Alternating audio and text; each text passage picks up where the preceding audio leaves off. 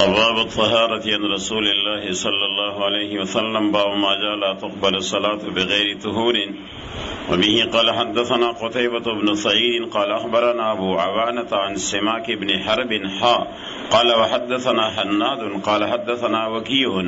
عن إسرائيل عن سماك عن مصعب بن سعد عن ابن عمر عن النبي صلى الله عليه وسلم قال لا تقبل الصلاة بغير طهور ولا صدقة من غلول. قال حناد في حديثه إلا بطهور. حجی د امام ترمذی رحمه الله مختصر حالات. امام ترمذی رحمه الله د کنیه ابو عیسی دی او پورا نم محمد ابن عیسی ابن ثورہ ابن موسی الترمذی رحمه الله تعالی. کنیه ابو عیسی نمی محمد د پلار نمی عیسی او د نیکه نمی ثورہ او پورته نیکه د موسی محمد ابن عیسی ابن ثورہ ابن موسی الترمذی رحمه الله تعالی. امام ترمذی رحمت الله علیه دته ترمذی مو یو بوغیم ورته وی بے وغین یہ بوغی دا دی وجه نا چې د امام ترمذی رحمت الله علیه آبا او اجداد چیو مشران پلاران او نیکونه آبا او اجداد دا مرو سیدون کې یو خار دی مرو او بیا غوی دا مرونه منتقل شو ترمذ خار تا. دا ترمذ دا دریای جیحون په غاړه باندې خراسان کې آباد دی. ترمذ په خراسان کې دریای جیحون کے کنارے ایک بہت بڑا شہر ہے او دے ترمذ تا مدینۃ الرجال ویلی شي. مدینۃ الرجال ځکه لوی محدثین دا په ترمذ کې پیدا شوی دی مدینۃ الرجال. دا امام ترمذی رحمت الله علیه د ترمذ خار یو قصبه د کلی دی بوغ ورته وی. بوغ د ترمذ خار یو کا علاقه د بوغ ورته وی. امام ترمذی رحمت الله علیه دغه بوغ کلی کې 209 هجری کې دا پیدا شوی دی. دی وجه نه دته بوغي وی د کلی په لحاظ سره او ترمذی ورته وی د دې شهر په لحاظ سره. بات پہ سمجھے نہیں سمجھے بات پر. بوغی اس گاؤں کے لحاظ سے اور ترمذی اس شہر کے نسبت کی بنا پر. امام ترمذی رحمت اللہ علیہ دغه بوغ کلی کی د ترمذ پا مضافاتو کې دی 209 یا 200 ہجری کی بنا پر اختلاف پیدا شوی. مشہور 209 ہجری دیکھا 209 ہجری کی پیدا شوی.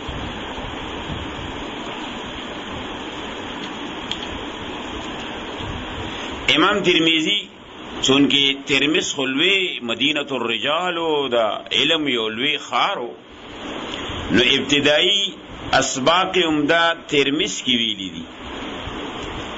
او بیا دا مزید تعلیم دا پارا کوفہ بصرہ بغداد شام دی علاقو تے بیا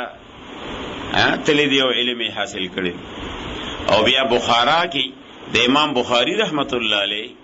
او دارنگ دا امام ابو داود رحمہ اللہ او دا امام مسلم تلمس شاگردی اختیار کرد. دا امام بخاری رحمت اللہ علیہ دا امام مسلم او دارنگ دا امام ابو داود رحمہ اللہ دا دی شاگرد دا امام ترمذی رحمت اللہ علیہ. امام ترمذی رحمت اللہ علیہ دا متعلق امام بخاری وی چکل دا امام بخاری رحمہ اللہ نے سبق وی نو امام بخاری رحمت اللہ علیہ دا امام ترمذی رحمت اللہ علیہ متعلق فرمائی ورتوی امام ترمذی دا ما انتفعت بک اکثر مما انتفعت بی. ما انتفعت بک هغه چې ما پتا سره کومه فایده واغسته دا اکثره ده مما داغنه انتفعت به چې تا مانه کومه فایده واغسته. ما انتفعت بك اکثر مما انتفعت بي، ما چې تا نه کومه فایده واغسته دا ډیره ده د هغې فایدې نه چې تا زمانه واغسته. شاګرد ته وي امام بخاري رحمت الله علیه، امام ترمذی ته وي سوی وته اکثر مما انتفعت بی. د دې مقصد څه؟ شاه ولی الله رحمت الله علیه د دې مقصد دا فرمایي چې یو شاګرد هوښیار وي، قابل وي، ذکي وي، فتین وي، نو استاد داغه دپاره مطالعه کوي، سبق ګوري، حواشي ګوري، شروع ګوري، متعلقات ګوري، منهیات ګوري. نو استاد چې داغه دپاره مطالعه، نو استاد ته ډېره پیدا وشي که نه. او چې شاګرد لم یبوج غوندې وي، د کرکړې په سر او لاندې طرف باندې نه پېږي، نو بچ استاد ورته سوي بستې شوه.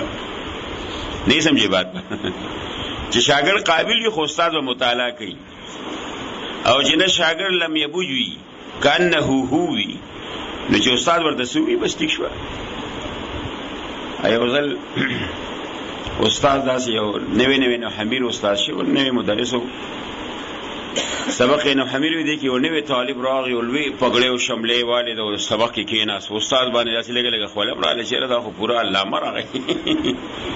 نحو امیر کې یو ډېر سبق یې په احتیاط سره وي، سبا یې سمه مطالعه وکړو، په نحو امیر باندې شرجامي او الهامیه او تاریخ زمبټ او دا ټول وی کتل. سبق یې ټیټ وي په دویم ورځ، په درېیم ورځ وی لکه طالب ته خو راغلی اړو تپوس نه کوي، ویجې ته په تپوس نه خفه کېږي، وي نه ویجې سبا به زه تپوس کوم. استاد پوره ټوله شپه مطالعه وکړه نحو امیر چې شاګرد کېناست، نو دا شاګرد سبق شروع کړو، ورته وی استاد د دې و دا اثر ولې رامات دی، دا و اثر ولې راکونټي شوی دی، او خو داسې چپاوي لکه ټوله شپه. او ورته وی دا د دې و د الف جګړه او د الف ولګي دا وایي په دې سرو بسرې ولې رامات راکونټي یې کوله. نہیں سمجھے بات پر، یو داسې طالبی سمجھے بات پر. آیا طالب هغه نوی نوی سبق یې وي، نو هغه دا استادان هم چې نوی نه حمید واري، نو هغه هم پکې خپل علمیت پخوي طالبانو ته. نو هغه ورته ترکیب شروع کړو، ضربه زیدون چې ضربه صیغه واحد مذکر غایب فعل ماضي معلوم، ضمیر پکې مستتر دی چې تعبیر تی کولی چې په هو سره زیدون ضربه کې چې راجع د مبتدا ته هغه فاعل شو، او فعل با فاعل دا خبر د پاره د مبتدا چې زیدون ضربه کې دې سبب چې د ضربه کې ضمیر رقم ځای نه دی، ته ګوري سبق کو جماعت تراغ مطالعه کوي چې ضربه کې دا ضمیر رقم ځای نه راغی، داسې ګوته لمده کنه داسې مګه هغه ضربه اتفاقي پاړو شو، لاندې په بله پاړه کې هوره ووته، وی اوس مې سر خلاص شو چې په ضربه کې ضمیر مستتر دی. نه سمجھے بات پر. یو طالب هغه په سترګو معذور و، نو چا وله ښځه نه ورکوله، د غزني اوسېدونکي نو هغه اتفاقي چا وله ورکړه، خو هغه ښځه هم په سترګو معذوره وه، هم په سترګو معذوره وه. یو طالب هغه چې داسې بیا له خدای پاک ډېر ښکلې زوی ورکړه، نو هغه زوی بهر ګرځي، وي دا ماشوم د چا دی؟ وي دا د قاري صاحب زوی دی که نه؟ وی ښه اوس مې سر خلاص و چې نفې په نفې داخلي چې اثبات پیدا کوي. نه سمجھې بات پر. دا په سترګو روغ دا ماشوم که نه، او ښځه هم معذوره وه، دا قاري صاحب معذور وي چې نفې په نفې داخلي چې څه پیدا کوي، اوس مې سر خلاص و چې په نفې په اثبات پیدا کوي. طالبان ګوره داسې چې خیال به کوي ورې وشي دا حجي. نو امام بخاری رحمت الله علیه ورته سي ما انتفعت بک اکثر مما انتفعت بی، ما چې تا باندې کومه نفع واغسته هغه ډېره ده چې تا ما نه کومه نفع واغسته ده. او بل شاه ولی الله صاحب بله توجیه د ابو طاهر مدني رحمت الله علیه په حوالې سره کوي چې د دې مقصد ده چې امام بخاری رحمت الله علیه ورته وایي چې تا ما نه د حدیثو الفاظ زده کړل او ما تا نه حدیثو معنا زده کړه. امام بخاری رحمت الله علیه ورته وی چې ما انتفعت بک اکثر مما انتفعت بی، چې تا مانه د حدیثو الفاظ ذکر شاګرد دیو، خو ما تا نه د حدیثو معنا دی ډیر زیات متقی او پرهیزګار او په حدیثو باندې ډیر زیات عمل کوونکی، چې ما تا نه د حدیثو معنا ذکر داس. سمجھی بات پر. خود امام ترمذی رحمت الله علیه تاسو ترمذی شریف کې وایي، دو زینو کې امام ترمذی وایي، یو چې کله دا حدیث نقل کوي امام ترمذی دا علی رضی الله تعالی عنہ ته نبی علیہ الصلوۃ والسلام وی یا علی لا يجوز لأحد أن يجنب في هذا المسجد لا يجنب لأحد غيري وغيرك أن يجنب في هذا المسجد چې زما استانه ما سیوا بل چا د پاره دا جایز دی چې بدی جمعات کی جنابت په حالت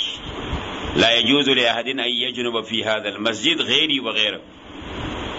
بیا امام ترمذی وی چې وقد سمع مني هذا الحديث محمد ابن اسماعیل بخاری چې دا حدیث مانه چوریدل دي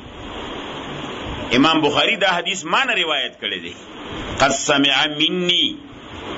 محمد ابن اسماعیل هذا الحديث. او بل ترمذی کتاب التفسیر کی ما قطعتم من لینا نے امام ترمذی تفسیر کی اللینۃ النحل اللینۃ النخل. او بیا امام ترمذی وقد سمع مني محمد ابن اسماعیل هذا الحديث چې امام بخاری دا حدیث مانه روایت کړی دا حدیث ورلوی حدیث دی دا سمجھے بات پر نه امام ترمذی وی چې دوا حدیث مانه امام بخاری روایت کړی. امام ترمذی رحمت الله علیه د بهترین حافظم هوا یو د حافظی انداز د دین لیږي بستان المحدثین کې شاه عبدالعزیز رحمه الله فرمایي وی د یو استاد نه دته د محدث نه د احادیث کافی ملو شوی احادیث کافی خو ډاری کې ته حدیث نو ویل چرته سفر کې اتفاقی هغه محدث ملاقات شو دورته حضرت تانهما بالمشافهه حدیث نه دی ویلي تانه ما تا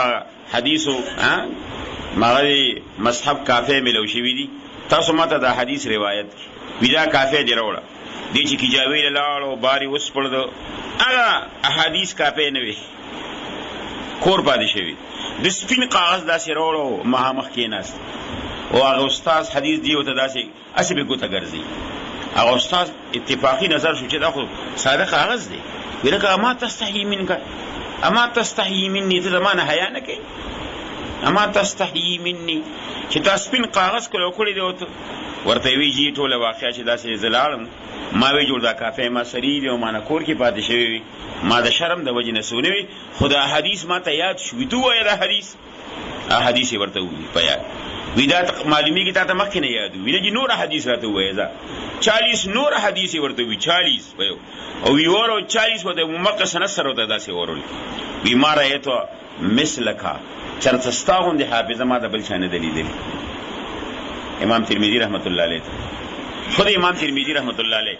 دی اخر وخت کې پسترګو معذور شي او بیا کنه د ډیر جړه د وجې نه سړی چې ډیر جاړي بیا سترګو نظر زایل کیږي ډیر جاړه مې د شپې داسې تاسو هم سماش په جاړه په خوب کیا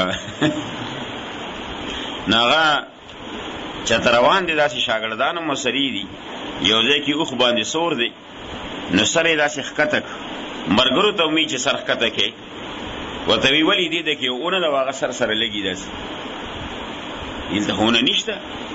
بناوی بالکل سبنی بخا بس ادروي معلومی زما حافظه کې فرق راغلی یا تحقیقو کې چې دلته اونه وو کو نه شاګردان خوشو غیر چا پیرا خلکو دلته یوونه و واقعي او هغه څوک چې په دې لار تیر دنو سر به لګیدو تکلیف وو د دې مسافرو نه خلکو هغه ونه وایا بس امام ترمذی سو کاله زمخ کې تلوم کنه بس کو معذور وته دا یادو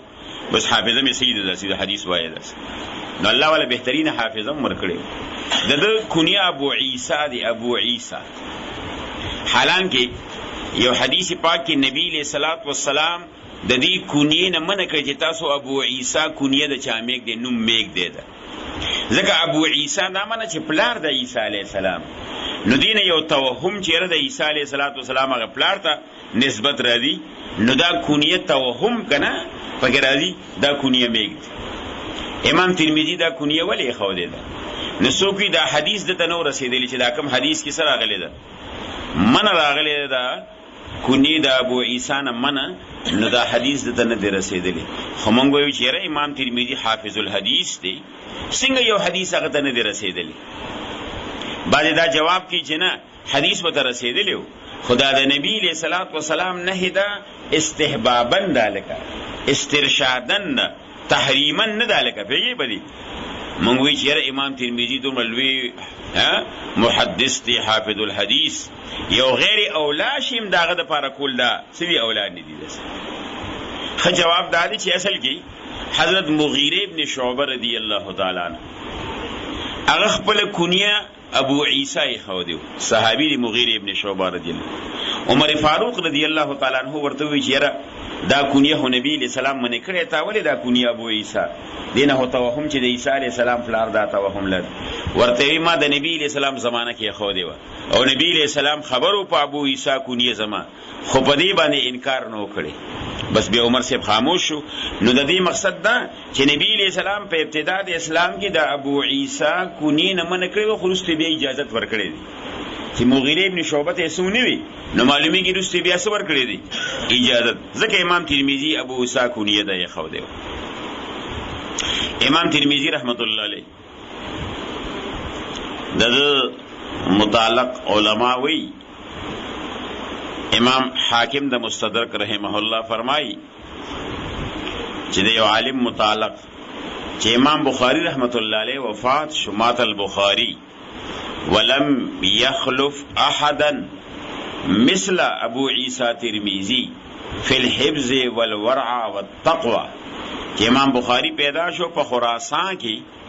د ځان نرسو د امام ترمذی غوندې بل څوک داسې پیدا هودل په حفظ کې اتقان کې حدیث کې او په ورع او تقوا او پرهیزګاری کې د امام ترمذی د درې کتابونه مشهور دي یو دا ترمذی شریف یو شمائل ترمذی دویم جلد کې دی یو کتاب العلل لغم دی ترمذی دویم جلد په اخر کې اوسو پانی دی ګران زیری دا راویانو متعلق بخبری دی ترمذی شریف شمائل ترمذی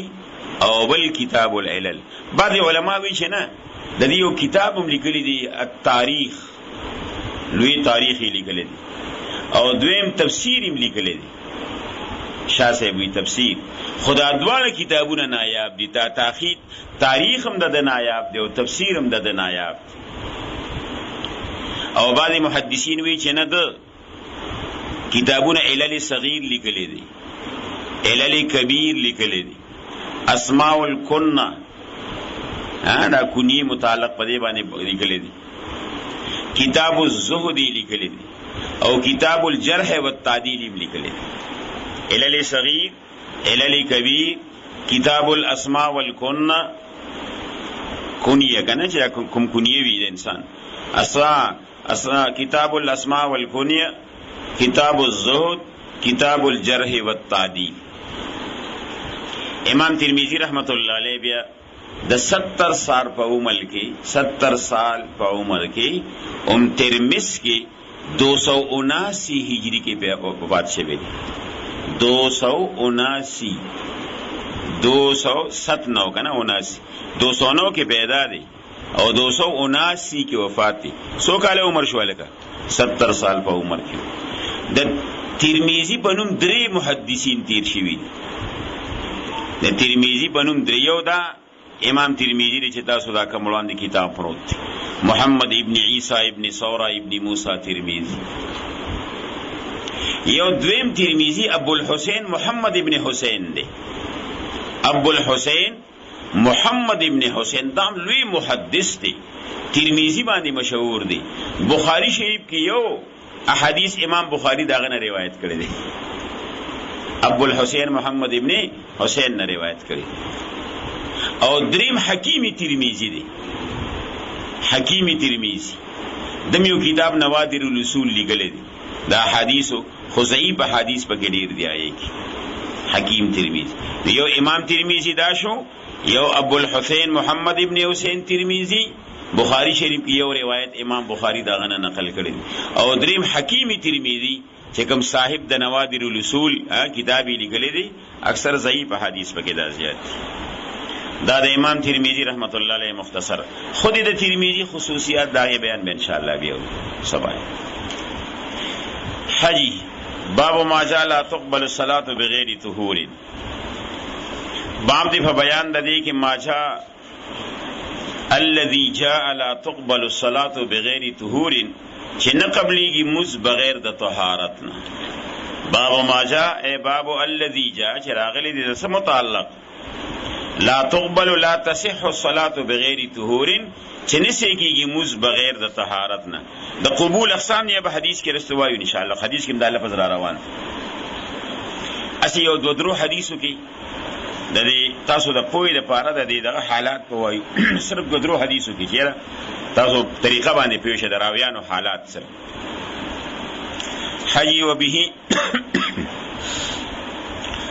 دا ار حدیث سره تاسو بخاری کې وی و به قال حدثنا، بخاری کې، ترمذی کې، مسلم کې ار حدیث سره و به قال حدثنا دې د پاره چې دا سند متصل شي. اصل کې تاسو بخاری کې وایي و به قال حدثنا سمعنا وبالسند المتصل منا الى الامام الحافظ الحجه ابي عبد الله محمد ابن اسماعيل ابن ابراهيم ابن مغيرة ابن بردزبة ابن بززبة الجعفي اليماني رحمه الله تعالى ونفعنا الله بعلومه امين. يا وبالسند المتصل منا الى الامام الحافظ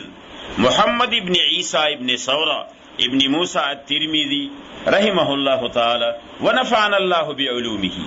اریوس یوزل دوی بس بیا نور سو به قال حدثنا بس لا سمجھی بات ہے. وبالسند المتصل منا بخاری کی وبالسند المتصل منا الى الامام الحافظ الحجه ابي عبد الله محمد ابن اسماعيل ابن ابراهيم ابن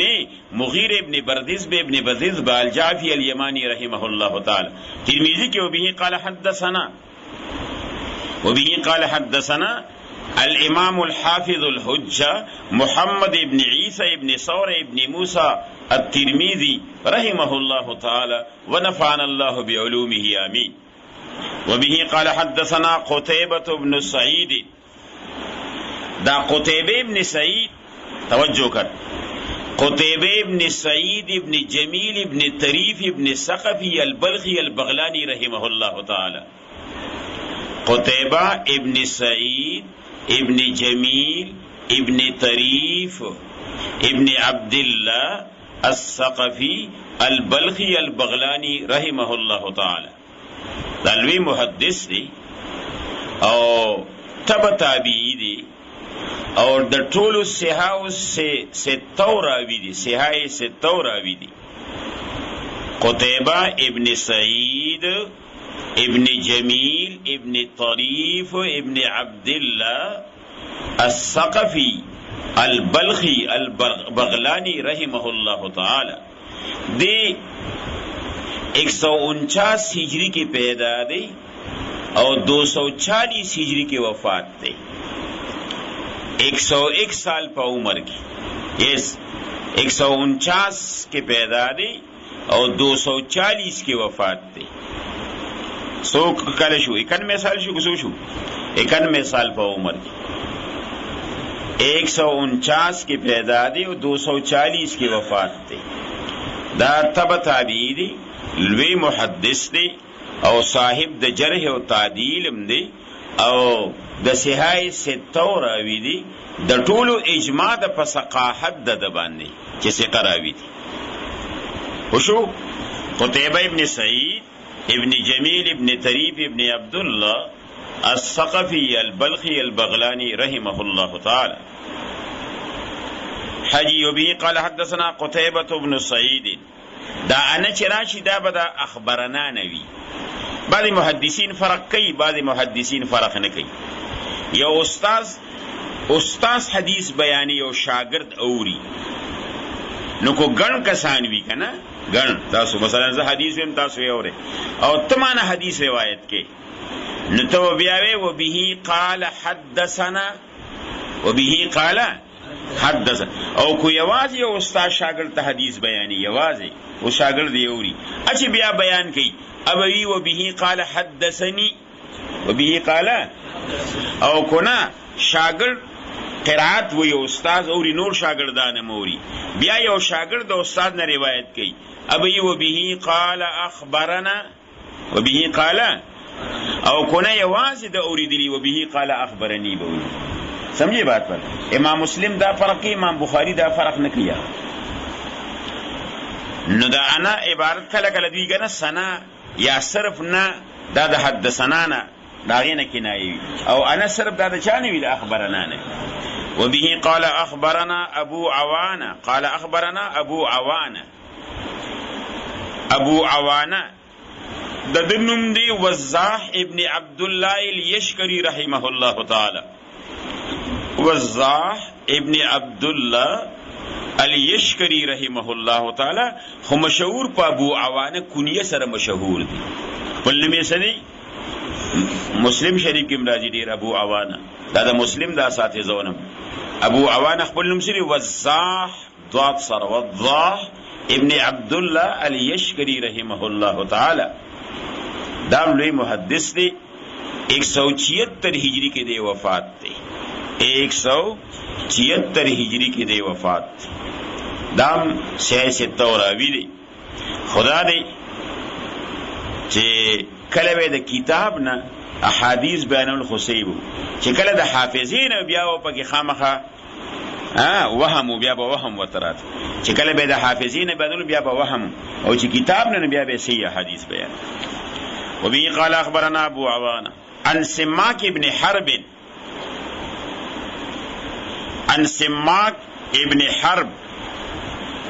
ابن مصعب التيمي عن سماك ابن حرب. دام لوی محدث دی او تابعی دی. 80 صحابو سره ملاقات شوی. 80 صحابو سره. سماک ابن حرب دا لوی محدث دی تابعی دی او 80 صحابو سره ملاقات شوی. بعض محدثین وی چې نه اخر وخت کې حافظه کې لږ تغییر راغلی و. داسې د بوډاپې د وجې نه اخر وخت کې حافظه کې لږ تغییر راغلی و. نو د حافظې د تغییر نه چې کوم وروستو روایات دي قابل قبول نه دي او د حافظې د تغییر نه چې مخکې کوم روایات یې کړي دي قابل قبول او غالبا 200 احادیث د دنه روایت کړي دي. څومره؟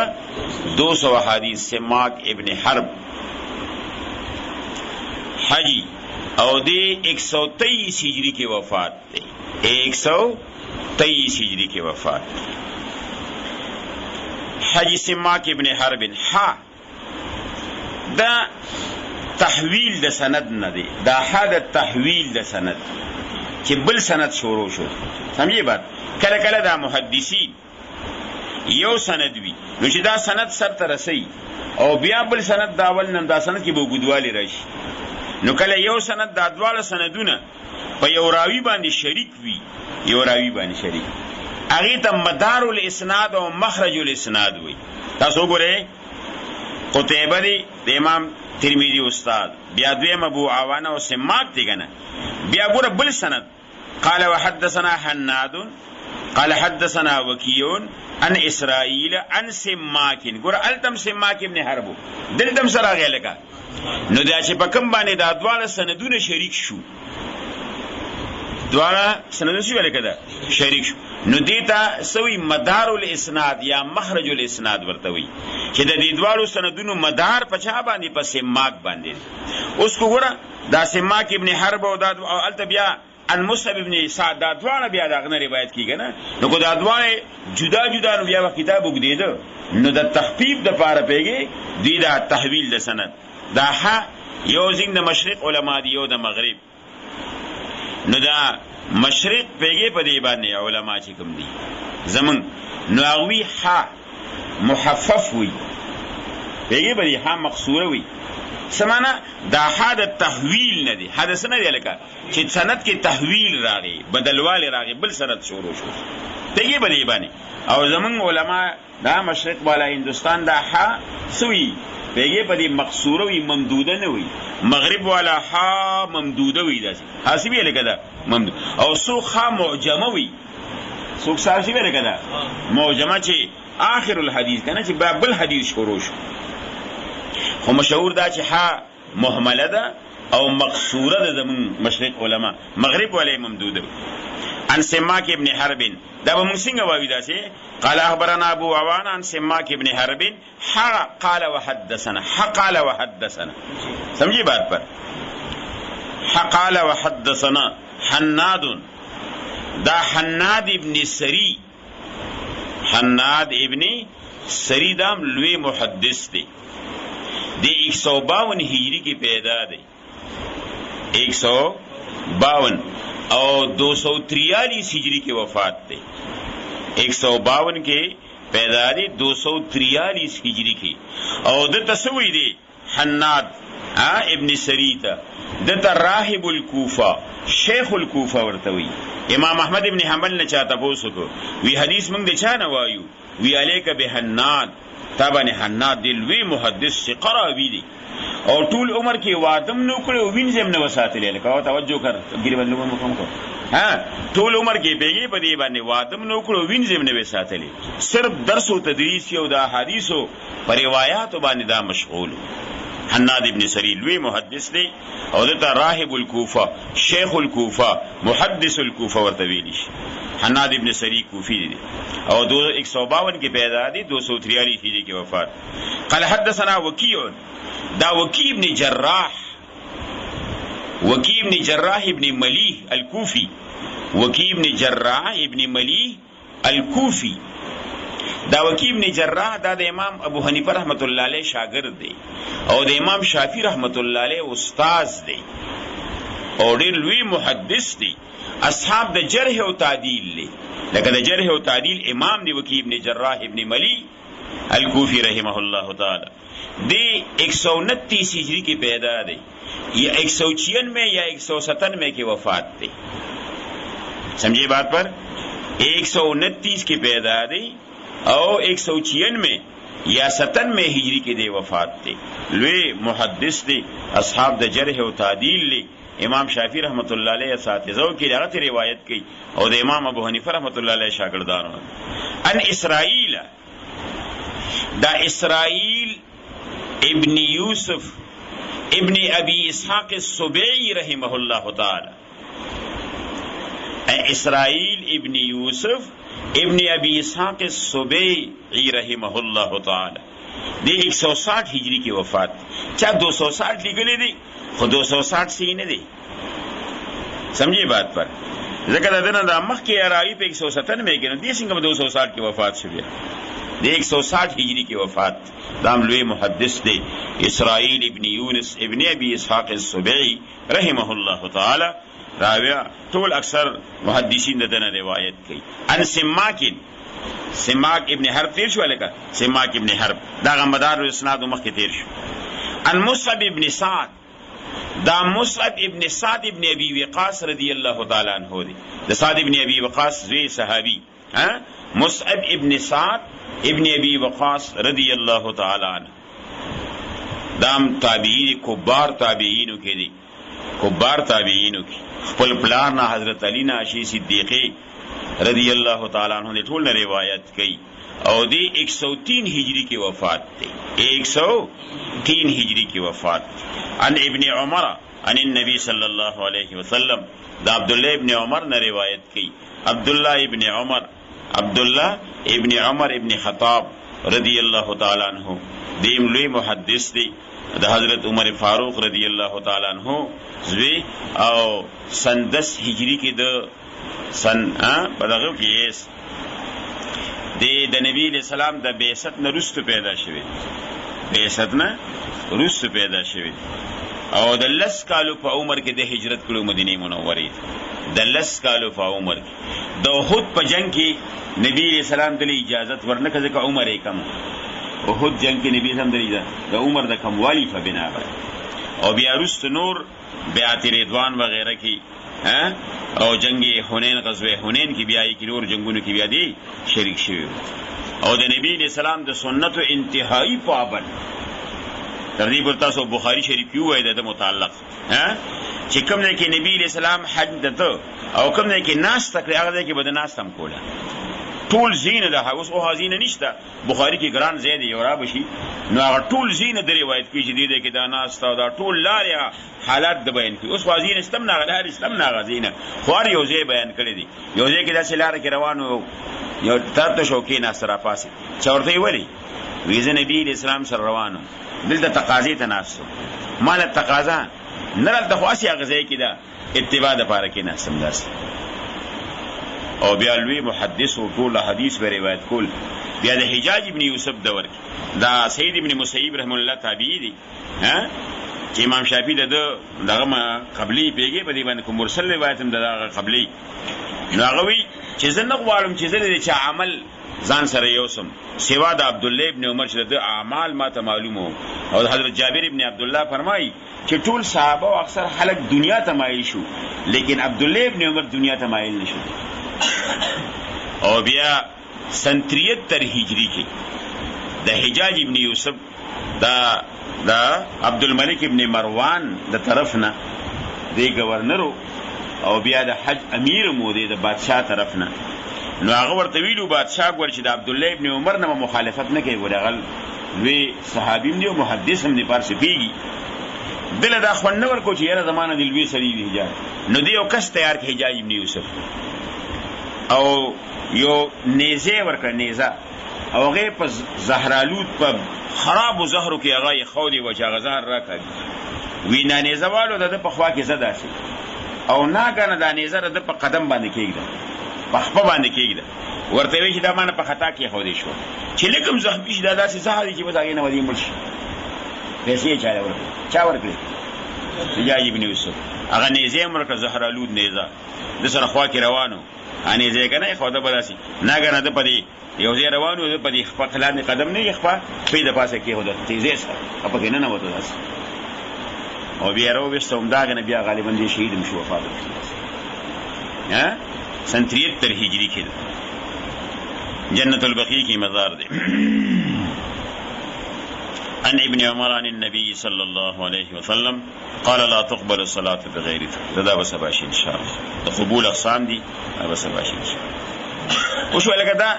طریقه اصل یو حدیث تاسو صرف طریقه زده کېږي نه د دې خپل کتابونه دي د دې راویانو د حالت تهذیب التهذیب دی اکمال التهذیب دی تقریب التهذیب دی کې د دې ټولو راویانو د بخاری او مسلم ترمذی د دې ټولو راویانو حالات تهذیب التهذیب اول اکمال التهذیب دی 20-25 جلدونه کې بیا تهذیب التهذیب دی دا اکمال خلاصه تهذیب التهذیب 12 جلدونه او بیا تقریب غیر مختصر دی 2 جلدونه کې یا د صحابه حالات اسود الغابه دي اسود یا سیر الصحابه دي وشو جی اجه صرف دې تاسو چې تاسو طریقه زده کې صرف یو باب دوه کې بداسي وایو ان شاء الله خو په کې چې سړي پر حدیث کې داسي وایي خو بیا و کتاب پاتې کنه نه مسلې یو کتاب مسلې اجه یو دوه درې باب دې کتاب صلات سم د دې طریقې سره ویلې داسي بیا اور د شی واسه شته مسله اثبات د امام ترمذی د وش د مصنف کنه داغه شروط او دغه بیا چې دوش ان شاء الله نو دا دویم سبق شروع بیا به کتاب الاوصیه شروع کړي ان شاء الله د خپل روانو کتاب الاوصیه دا قربانی را روانه نه چې هغه مسائل مخینه تاسو وایي چې د قربانی دا شروط او د عیوب کنه حدیث کې وایي ان شاء الله او مثال کې شروع کو داسي